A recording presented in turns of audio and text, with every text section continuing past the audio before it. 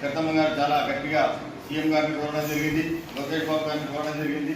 So వాళ్ళందరి ద్వారా వీడికో company వాళ్ళ ద్వారా స్కిల్ డెవలప్మెంట్ కంపెనీ సాధ్యమైన తొందరనే ఏర్పాటు చేసి 10th ఇంటర్మీడియట్ అయిన తర్వాత మన వాళ్ళు డిప్లొమా ఐటీఐ చేస్తున్నారు.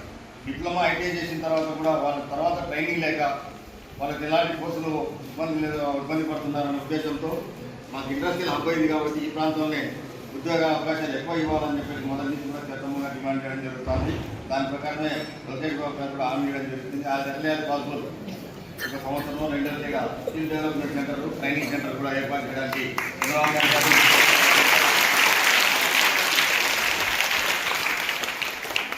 కాబట్టి మన ఇండస్ట్రీలో ఇక్కడ ప్రాంతంలో ఇక్కడ మీరు చదువుకున్న వాళ్ళందరికీ ఉద్యోగ అవకాశాలు మెండుగా ఉంటాయి. ఇప్పుడు కూడా మన స్టీల్ ఫ్యాక్టరీలో జేఎస్సీ స్టీల్ ఫ్యాక్టరీలో కూడా చాలా వరకు మన చుట్టుపక్కల గ్రామాలని ఐటీ డిప్లొమా చేసిన గట్టిగా అన్నాము.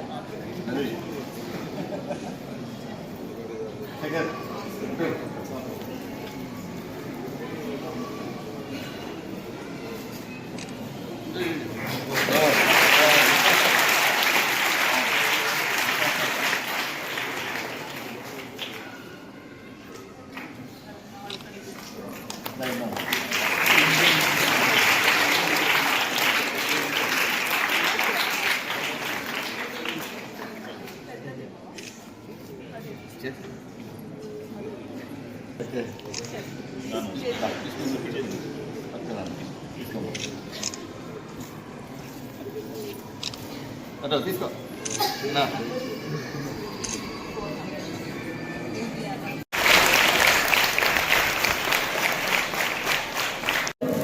రవి మామయ్య గారు ఈ మధ్య వచ్చి చాలా రోజులు అయితే మిమ్మల్ని మర్చిపోయారు.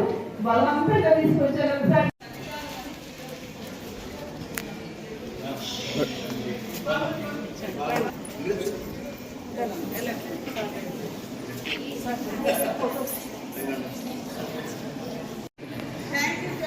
అది చెప్పు.